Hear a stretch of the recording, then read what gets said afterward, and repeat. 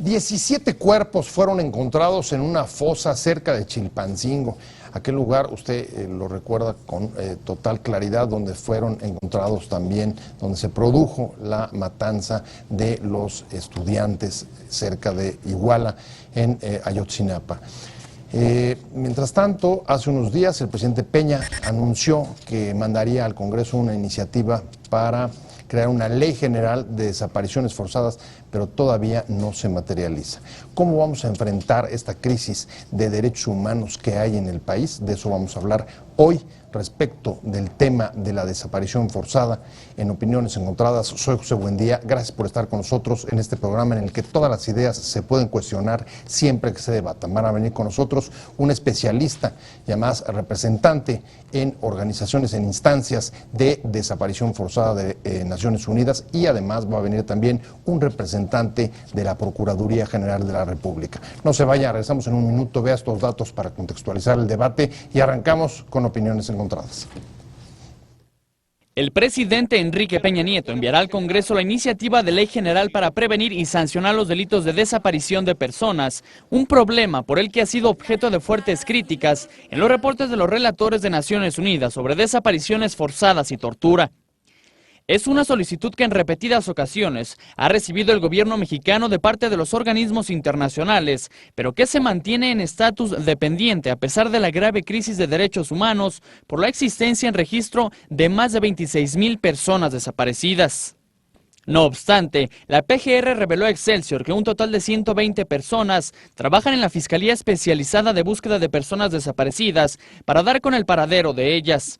Desde el pasado 10 de octubre, tienen integrados 800 expedientes y se han resuelto 100 casos de localizaciones con vida. La nueva área trabaja en la integración de un registro nacional de fosas clandestinas, del banco de datos de ADN más completo de América Latina y en el uso de drones para la localización de las víctimas. El gobierno sabe que de aprobarse estas leyes, sería la primera vez que exista un marco legal que abarque los 3 niveles de gobierno para enfrentar este crimen de lesa humanidad que no prescriben y que se perseguirán de oficio. ¿Por qué avanza despacio? ¿Qué puede proponer la ley para atender a las víctimas? Número 1. Sobre la iniciativa, Enrique Peña Nieto expresó que al igual que la ley contra la tortura, son producto de un proceso de consulta con legisladores, académicos, especialistas y la sociedad civil a favor de la dignidad humana, los derechos humanos y el fortalecimiento permanente del marco normativo y las capacidades institucionales. Reconoció el trabajo de la sociedad civil para construir un México en el que se respete la dignidad de las personas y llamó a no partir de la desconfianza, sino de una mayor apertura y un trabajo conjunto entre gobierno y sociedad. La Oficina de las Naciones Unidas por los Derechos Humanos en México, con motivo del Día Internacional de las Víctimas de Desapariciones Forzadas, pidió que la futura ley general sea el resultado de un proceso de inclusión, participación y consulta con las víctimas, sus familiares y las organizaciones de la sociedad civil que las acompañan. Agregó que su participación activa es indispensable para dotar a la ley de legitimidad y potenciar la generación de un contexto de exigencia ante los retos que implicará su implementación. Vamos a tocar un tema que es muy sensible, y es el de las desapariciones forzadas en el país. Acabo de ver los datos, cerca de 26,000 registros de personas desaparecidas y que no se sabe dónde están, que no se han localizado, y mientras tanto siguen apareciendo en el país. Fosas como la que hoy dieron a conocer, cuyo hallazgo dieron a conocer hoy en Guerrero, pero no es el único caso. Hemos venido sabiendo en los últimos tiempos, sobre todo después de el terrible caso del caso Iguala de Ayotzinapa, la matanza de estudiantes. Este es un fenómeno que emergió y conformó una de las crisis de derechos humanos más fuertes que ha habido este país, quizá la más fuerte. Pero para discutir sobre este tema y sobre todo para analizar la iniciativa sobre desapariciones forzadas que el gobierno mexicano se había comprometido desde, me parece, abril o mayo pasado, a mandar al Congreso y presentarla frente a los legisladores. Vamos a hablar hoy sobre este tema, sobre esta iniciativa, sobre esta ley, con Santiago Corcuera, quien es integrante del Comité contra las Desapariciones Forzadas de la ONU. Santiago, muchísimas gracias. Un placer que hayas aceptado venir hoy con nosotros. Muchísimas gracias por la invitación. Y está con nosotros también Juan Pablo Pampillo. Él es titular de la Unidad de Ética de la PGR y le doy también la más cordial bienvenida. Muchísimas gracias, José, por la invitación. No, encantado, Muy buenas encantado de noches. que estés con nosotros, de verdad, un gran placer. Y si quieren, arranquemos un poco con el tema. Santiago, finalmente hubo una reforma constitucional que permitió el análisis, que se legisle sobre una ley general sobre torturas. Es un fenómeno relativamente nuevo, no solamente en México, sino en el mundo. Entiendo que el comité en el que tú estás integrado es de apenas 2010. Sí, lo que pasa es que esa convención tardó mucho en ver la luz. Así es. El tema de las desapariciones forzadas surge en el seno de las Naciones Unidas en 1980, con la creación del Grupo de Trabajo sobre Desapariciones Forzadas, que fue el primer mecanismo del sistema de procedimientos especiales, lo que se conoce como los relatores de la ONU. A ese grupo de trabajo yo tuve el honor de pertenecer durante 6 años y presidirlo durante 3, así que ya llevo algún tiempo pues trabajando el tema de las desapariciones forzadas. Y la razón por la que se tuvo que reformar la Constitución para dotar de facultades al Congreso de la Unión para que éste pudiera expedir una ley general sobre desapariciones forzadas es porque, uno, la tipificación del delito de desaparición forzada en la legislación penal federal estaba mal. Luego, la inmensa mayoría de los estados de la República que tenían tipificado el delito lo tenían mal tipificado. Algunos de los estados de la República ni siquiera tenían tipificado y todavía hoy no tienen tipificado. O sea, mal o ausente. Mal o ausente. Entonces, esta ley pretende, y ojalá que pronto se apruebe, llenar esas lagunas. Ahora, lo que estoy viendo, por lo que tú dices, desde los años 80 existe figura del relator y desde 2010 ya un comité en forma. Juan Pablo, lo que vemos es que ya hay, digamos, conocimiento y experiencia acumulada en el mundo. ¿Y cómo sientes que se está reflejando la iniciativa que mandó el presidente Peña? Yo creo que viene precisamente, José, dentro de un contexto que hay que subrayar y que es el de un compromiso muy claro de la actual administración con los derechos humanos, por cuanto que, como sabemos, tenemos una reforma constitucional de 2011 que viene a poner como piedra angular de nuestro sistema constitucional a los mismos. Y por otro lado, este interés de completar nuestro marco jurídico en materia de derechos humanos a partir de estas dos iniciativas que son de la mayor importancia, como bien subrayaba Santiago Corcuera, en el sentido de que se trata precisamente, atendiendo a este respecto, diversas recomendaciones del Sistema Universal de las Naciones Unidas, pero también del sistema interamericano, de armonizar nuestra legislación en virtud de que, como sabemos, México es un Estado federal y por ende existían leyes, como bien señalaba Santiago, a nivel federal y a nivel entidades federativas que no se encontraban bien articuladas entre sí. Okay. Además de que no estaba tipificado el delito de desaparición forzada y de desaparición por particulares de manera uniforme, tampoco existía, por así decirlo, una política unitaria por parte del Estado mexicano a nivel federación, a nivel entidades federativas, que pudiera acometer y enfrentar este reto. De ahí la importancia de estas dos iniciativas, por cuanto que ambas establecen las bases de colaboración entre la federación y las entidades federativas, crean o establecen registros nacionales, mecanismos de prevención y, sobre todo, unidades especializadas que se encargarán de la prevención, la investigación y la persecución de estos delitos. O sea, ¿es una forma de reconocer que sí es un problema nacional? Sí, Porque claro. esa fue una discusión. Bueno, Si el nacional, tema, si era el regional, problema si de era si aislado. es generalizada o no es generalizada la desaparición en el país, en algunas regiones del país. Pero creo que hay otra cosa que es importante decir. La tipificación del delito de desaparición forzada y la tipificación del delito de desaparición cometida por particulares va a ser un tipo penal único para toda la República, pero eso no quiere decir que se prive a las entidades federativas de sus ámbitos de competencia. No se está federalizando el delito, eso es importante decirlo. Se está homogeneizando. Se está homogeneizando el tipo penal de las dos conductas, que va a ser el aplicable en todas las entidades federativas del país y también a nivel federal, pero cada uno dentro del ámbito de su competencia. Y la ley, como muy bien dice el doctor Pampillo, armoniza, crea mecanismos de colaboración crea mecanismos de coordinación, que es lo que hace una ley general, como lo hace la Ley General de Salud, por ejemplo. Y que es imprescindible. Ahora, a la hora de que anunció la presentación en el Congreso el presidente Peña de esta ley, dijo, ha sido producto de una amplísima consulta a académicos, intelectuales, gente de derechos humanos y sobre todo resaltó la sociedad civil. Tú participaste, ¿cómo fue ese proceso? Porque además fue una de las recomendaciones centrales de derechos humanos de la ONU. Bueno, yo doy testimonio de que hubo mucha participación, que el subsecretario Campa llamó a organizaciones de la sociedad civil, a organizaciones de familiares de víctimas de personas desaparecidas, a académicos, a especialistas, y nos puso a trabajar en la mesa durante horas, a revisar los anteproyectos, escuchando nuestras objeciones, nuestras preocupaciones.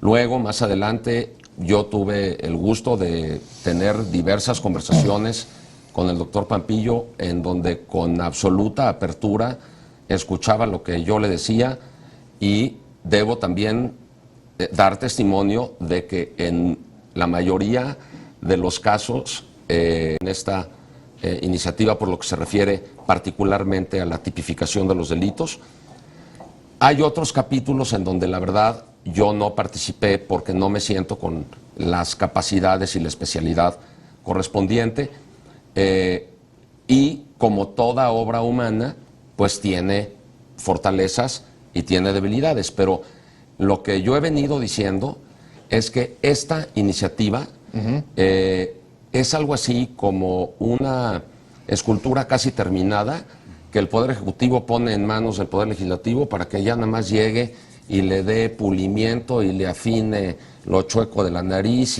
Bueno, hay algunos ajustes que hay que hacer. Hay siempre ahí, y yo no sé cómo haya tomado la PGR esa parte y de qué manera haya participado, incluso lo que sepas tú, pero otra de las recomendaciones centrales de Naciones Unidas y organismos de este tipo para la elaboración de este tipo de leyes es importante tomar en cuenta a las víctimas, que ellas participen, que ellas den sus puntos de vista, porque digo, aunque no solo, como dicen, cargan con el sufrimiento, sino también con la sabiduría de la experiencia de haber sufrido una situación tan dramática. Pues un crimen de lesa humanidad, ¿no? ¿Esta es la tipificación o no? Aguas. Es un crimen contra la humanidad cuando alcanza los límites señalados en el Estatuto de Roma, es decir, tiene que una desaparición forzada aislada o diversas desapariciones forzadas no en sí mismas son crímenes contra la humanidad. Necesita, para hacer un crimen contra la humanidad, volverse generalizado. No nada más generalizado, sino como parte de un ataque generalizado, sistemático contra la población civil, con conocimiento de dicho ataque y entendiéndose por un ataque contra la población civil, la aplicación de una política de Estado con un sistema planificado para llevar a cabo esa política o difundirla. ¿Cómo se juzgarían, por ejemplo, 26,000 desaparecidos?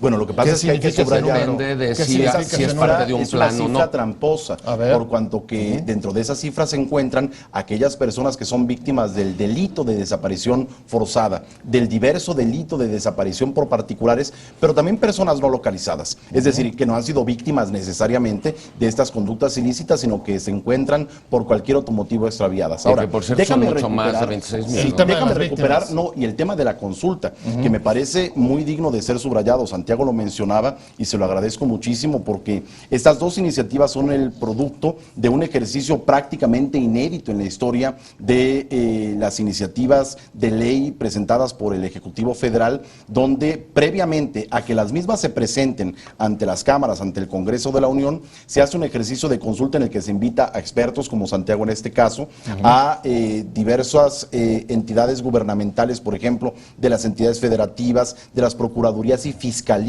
de los distintos estados del país, a organizaciones internacionales. Tuvimos la participación muy activa del Alto Comisionado de Naciones Unidas para los Derechos Humanos, de la Cruz Roja Internacional, también a comisiones estatales de derechos humanos y a la propia Comisión Nacional, y desde luego al sector académico y a los colectivos de víctimas y organizaciones de derechos humanos. Este ejercicio que se hizo primeramente bajo el liderazgo de la Secretaría de Gobernación, por lo que hace a la ley contra la desaparición, se retomó por lo que hace a la segunda iniciativa, que fue la de la ley para prevenir, investigar y sancionar la tortura, dentro de la cual llevó la batuta la Procuraduría General de la República, siendo siempre con el apoyo de la Secretaría de Gobernación, lo mismo que en el caso de la de desaparición, participó también la Procuraduría General de la República. Aquí yo creo que vale mucho la pena reconocer la voluntad política. Mencionaba Santiago al subsecretario Campa, habría que decir también a su procurador Betanzos y a la procuradora. Yo digo que por lo que se refiere a la ley de desapariciones, yo reconozco a la PGR por la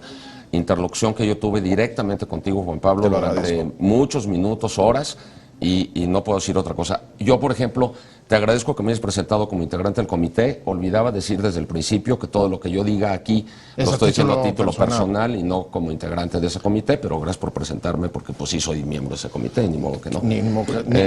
Pero debo decir que toda mi participación en el proceso de consulta, yo estuve tratando de ser simplemente un intérprete de las organizaciones de personas, de familiares de personas desaparecidas que yo acompaño, simplemente tratando de llevar su voz. Dime, tú que lo definiste como una escultura, ¿cuál es el perfil, digamos, el rasgo fundamental que define para las víctimas una ley de esta naturaleza, para decírselo al público, digamos, en términos muy sencillos? Bueno, ¿por qué es importante una ley para ellos? Aparte de lo que ya señalaste, la tipificación del delito, que no se puede perseguir si no existe, eso está clarísimo. Lo más importante de todo es la búsqueda. Como yo digo, el hallazgo, porque ya estamos un poco cansados y cansadas de estar oyendo que se busca y no te busco, como los yucatecos, ¿no? Parece bomba, perdón por bromear por esto, o sea, pero... te busco, y hacen como que buscan y en realidad no hallan a nadie. Un buen mecanismo articulado, coordinado entre la PGR y las Procuradurías de la República, un protocolo de investigación no nada más del delito, sino un protocolo de investigación conducido y orientado al hallazgo de la persona con vida y, si no fuera así, por lo menos a la identificación indubitable de sus restos. Ahora, antes de incluso tener la ley para hacer de la búsqueda un hallazgo, la PGR, leíamos datos que dio esta semana, ya tiene 120 personas en un área especializada, buscando gente, integrando una... Que existe desde varios años atrás esta unidad de búsqueda de personas, ahora convertida en fiscalía de búsqueda de personas. Lo que se hizo fue subir el nivel. Exactamente, por la importancia específica que tiene este tema. Y algo que creo que vale mucho la pena subrayar es que dentro de esta consulta no solamente se hizo un ejercicio, por así decirlo, para taparle el ojo al macho, sino que realmente creo que es importante señalarlo. Se escucharon puntualmente las propuestas y la mayor parte de las mismas fueron incorporadas dentro de estas iniciativas. Es importante señalar que lo más importante de estas dos iniciativas es su claro compromiso con los derechos humanos, su cumplimiento y a veces el cumplimiento en exceso de los estándares internacionales, y por lo que respecta al sistema de búsqueda, el establecimiento de políticas públicas, de protocolos y de registros que servirán precisamente para la prevención de estos ilícitos y para el hallazgo. Nos quedamos en el tema del perfil. Ya avanzamos o avanzaste que esta ley debe tener clarísimamente, digamos, una orientación, tipificación, búsqueda, protocolos y... protocolos de búsqueda armonizados, protocolos homologados, para que cada entidad federativa pueda realizar su labor, porque el problema o el fenómeno de la desaparición forzada, por obvias razones, no es un fenómeno que se localice, digamos, en Tamaulipas y no salga de Tamaulipas y que solamente la Procuraduría de Tamaulipas haga la labor. Por desgracia, la desaparición forzada está, por ejemplo, muy concatenada con otra práctica asquerosa que es la de la trata de personas. Entonces, por desgracia, por ejemplo, hay migrantes indocumentados que transitan por el país, que son detenidos a lo mejor por policías municipales o por agentes federales y que en lugar de ser llevados a la estación migratoria son vendidos a tratantes, y las niñas a lo mejor están siendo explotadas sexualmente en Tenancingo y los chavos están siendo explotados en campos de cultivo en alguna parte del país. Así es. Y la movilidad de la persona, de la desaparición forzada, una persona pudo haber sido vista por última vez en un lugar y ser trasladada a otro lugar completamente diferente y estar privada de su libertad allá. Así es. Es pluriofensiva, pluriviolatoria de derechos humanos. Entonces, esa complejidad de la conducta hace indispensable de que haya coordinación entre todas las autoridades de toda la República. Eso por un lado. Una de las cosas que la verdad es criticable de la ley, pero esta ley no tiene la culpa, sino que la culpa la tiene, por ejemplo, la Ley General sobre Secuestro, son estas penas absurdas de 50 a 100 años que se pueden duplicar, y absurdos que yo llamo que el término se lo aprendí a Carlos Ríos Espinosa, que es el del populismo punitivo. Hay personas que creen que subiendo las penas se reducen los delitos. Yo estoy convencido de que eso no sucede así.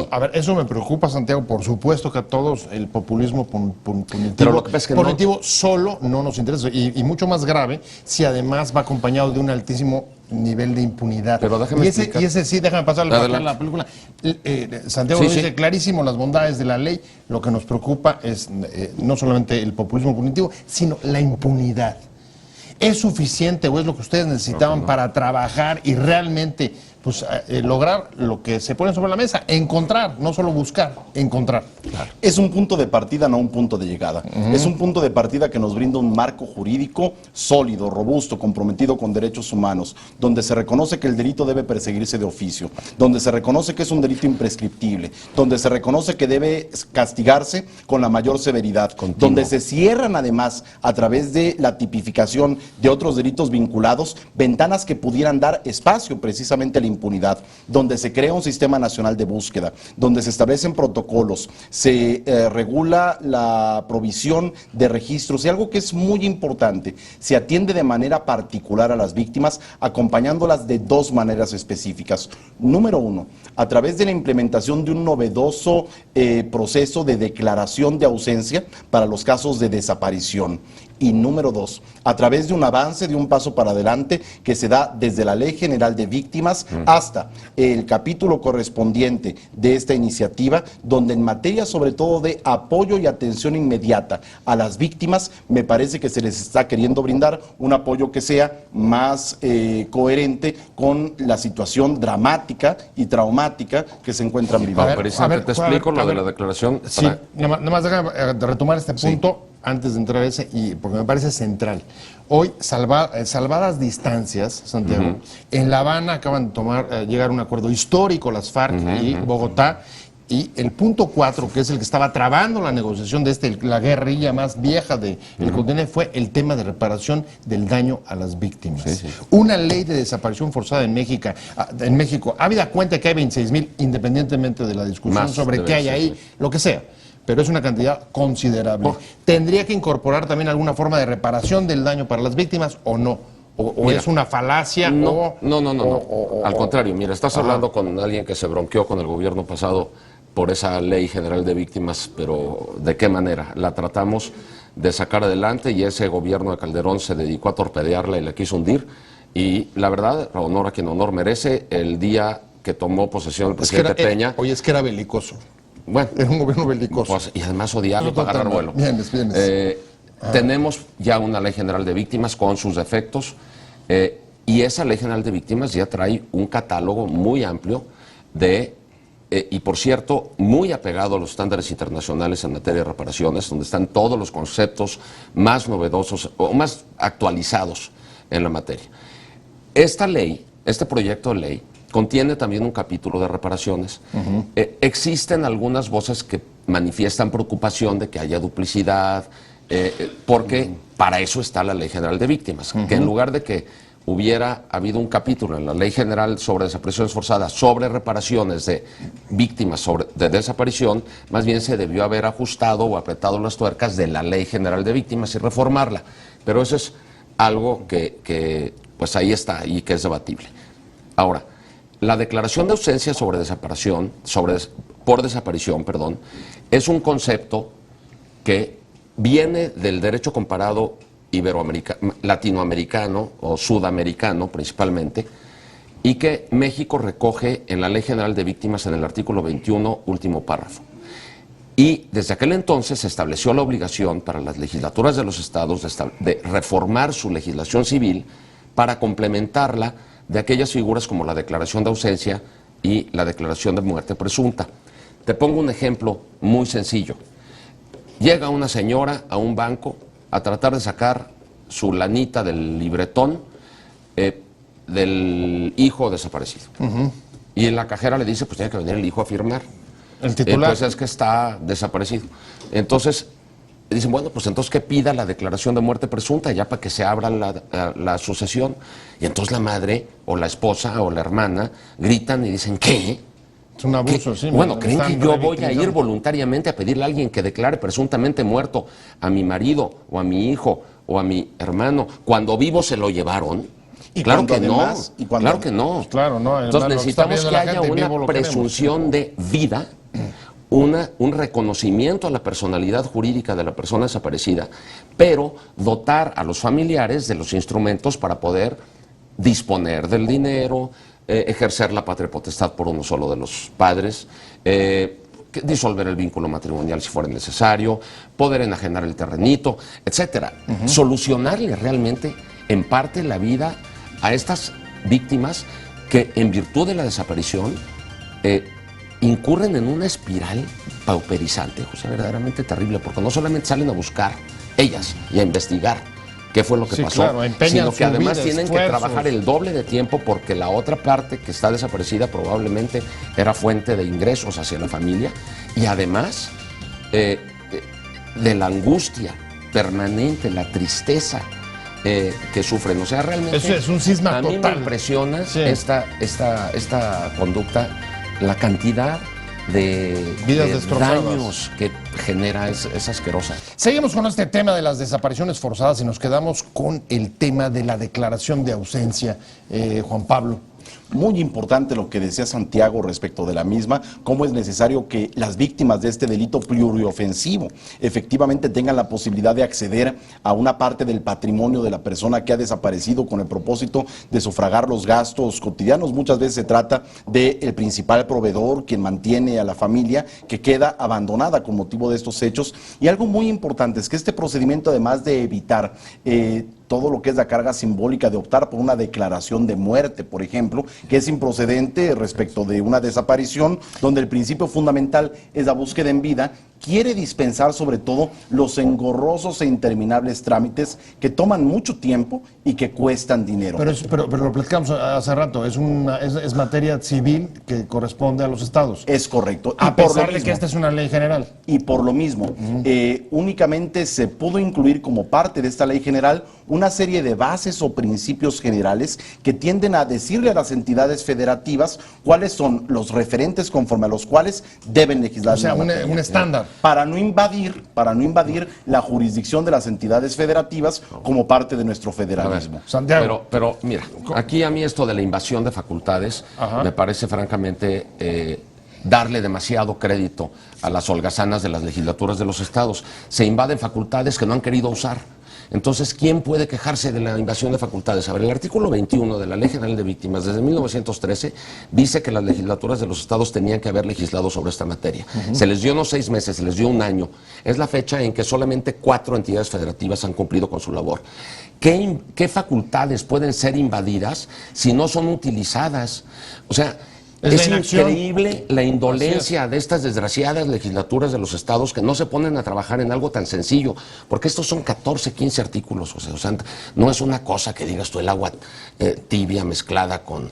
No, es algo muy sencillo de legislar. Sí, está, digo, la Entonces, experiencia- lo que yo siempre he dicho es, a ver, si esta es una ley general, y aunque la reforma a la Constitución no haya dicho todo aquello relacionado con la desaparición forzada, sino solamente en materia de delitos, yo decía, bueno, pues se podía correr el riesgo de ya adoptar un régimen único en toda la República, respetando las competencias de los jueces locales para aplicar ese régimen único.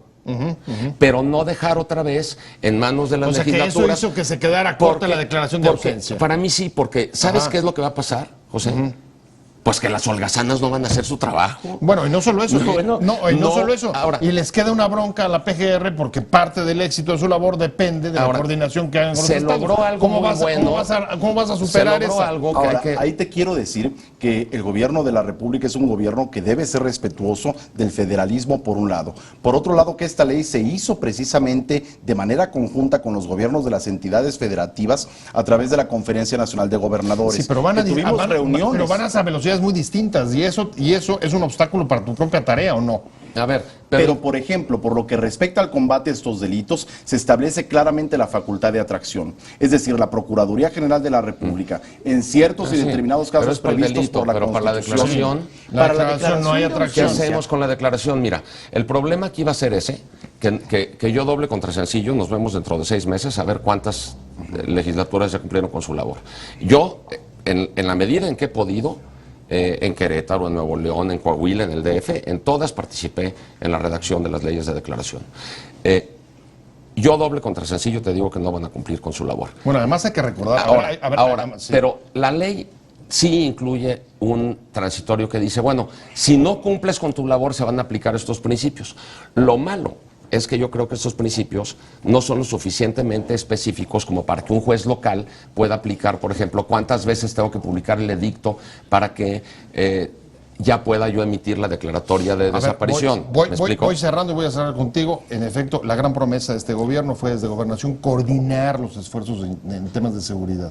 Es un obstáculo lo que está señalando Santiago de la inacción y las omisiones de los congresos locales. Más que un obstáculo es un reto donde al gobierno federal le corresponde ser respetuoso de las competencias de las entidades federativas, pero también coadyuvar con las mismas para el cumplimiento de sus responsabilidades. Porque es que la si no lo sociedad hacen, se queda en ese vacío. la sociedad civil y las organizaciones internacionales y las organizaciones gestoras de los intereses de los derechos humanos creo que pueden hacer un muy buen trabajo como lo han venido haciendo para recordarnos a las autoridades, recordarnos a los gobiernos lo que tenemos creo que hacer. aquí no está tan confiado. Es que estoy muy frustrado. Creo que no lo confían. Soy Creo que está al me contrario. frustra porque vamos y les decimos que hagan esto y no lo hacen. Oye, entonces ahora esto es como ver el vaso medio lleno o pues medio sí. vacío. ¿Será eso ahora o no? Hay un avance significativo dentro de estas iniciativas. Ahora, insisto, es un punto de partida, no es un punto de llegada. Sí. Es una ley, establece una serie de principios generales que deben ser observados a nivel institucional y para lo cual de los senadores y de los diputados. Operarla, y ahí nos vemos, Juan Pablo, porque bueno, yo voy a estar cabildeando las modificaciones a esta magnífica materia prima. Hay que decir que es una muy buena materia prima, pero que todavía tiene muchas debilidades. Y ya nos veremos en los pasillos del Senado de la República grillando con los senadores. Ahí nos veremos, pero por lo pronto a mí se me terminó el tiempo y les quiero agradecer a ambos. Santiago Corcuera, muchísimas gracias. Juan Pablo Pampillo, muchísimas gracias a los dos por haber participado en este intercambio de puntos de vista y de ideas. Y sobre todo a usted, gracias por haber estado con nosotros en Opiniones Encontradas. Lo veo mañana aquí, 7 de la tarde, desde la esquina de la información. Y mientras tanto, pásenlo muy bien.